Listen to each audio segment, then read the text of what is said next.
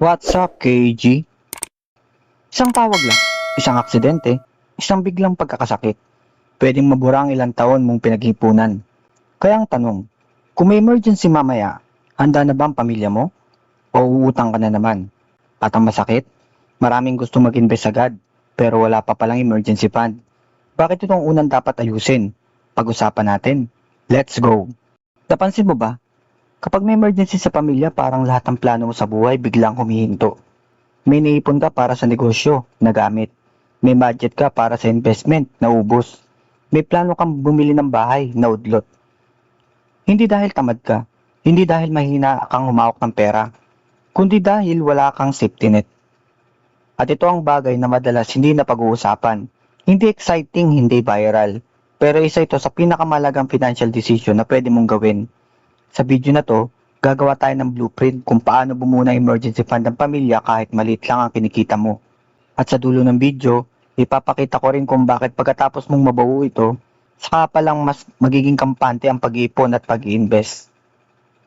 Tanong, kapag nag-ipon ka ba, talagang lumalaki ang pera mo? O lagi lang siyang nauuwi sa emergency? Real talk. Maraming Pilipino ang hindi naman walang disiplina. Ang problema, lahat ng ipon nila iisa lang ang trabaho.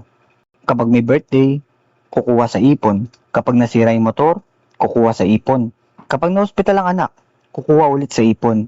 Kaya hindi talaga lumalaki ang savings. Laging bumabalik sa zero. Para nag-iigib ka ng tubig sa timba na may butas.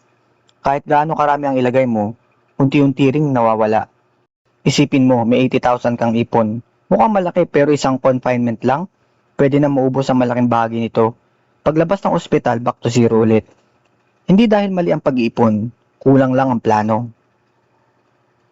Pero ang mas nakakagulat, hindi malaking emergency ang unang sumisira sa budget. Mas delikado ang maliit na emergency na paulit-ulit.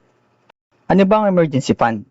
Emergency fund, hindi ito investment, hindi ito pang negosyo, hindi rin ito pambili ng bagong cellphone.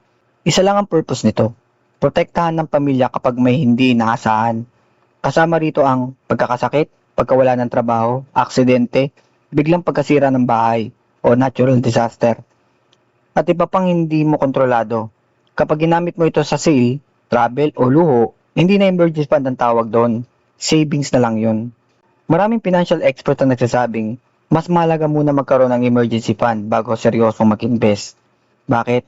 Dahil kung wala nito, mapipilitan kang ibenta ang investment mo sa maling panahon kapag kailangan mo na ng cash. Ngayon, magkano nga ba ang dapat mong ipunin? Hindi pare-pareho ang sagot. Ito ang simpleng formula. Kunin mo ang buwan ng gastos ng pamilya.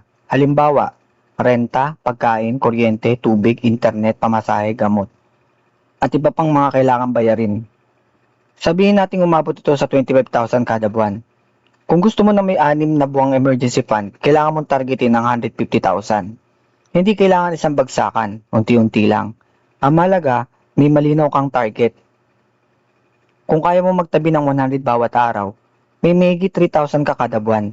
Sa paglipas ng panahon, unti-unti mo nabubuo ang emergency fund. Hindi mabilis pero tuloy-tuloy. Pero may isang pagkakamali na halos lahat ginagawa. At ito ang dahilan kung bakit nauubos agad ang emergency fund. Kapag magkasama ang payroll account, savings at emergency fund, madaling magkamali. Kapag nakita mong may malaking balanse, madali mo rin ito magastos. Mas mabuting hiwalay ang lalagyan. May malinaw na pangalan, emergency fund. At huwag mo itong gagalawin hanggat hindi totoong emergency. Tanungin ang sarili, kailangan ba talaga ito o gusto ko lang? Malaking pagkakaiba yon. Ito ang isa sa pinakamahirap gawin. Hindi dahil mahirap mag-ipon, kundi dahil mahirap pigilan ang sarili kapag alam mong may perang nakatabi. Kapag nabuo mo ang emergency fund, doon pala magsisimula ang magbago ang laro. Bakit mas madali na mag-invest? Kapag may emergency fund ka, hindi ka agad napapanik. Hindi ka napipilitang umutang. Hindi ka napipilitang ibenta ang investment mo. Mas kampante kang magplano para sa long term. Dito na pumapasok ang susunod na akbang. Unti-unti kang mag-ipon.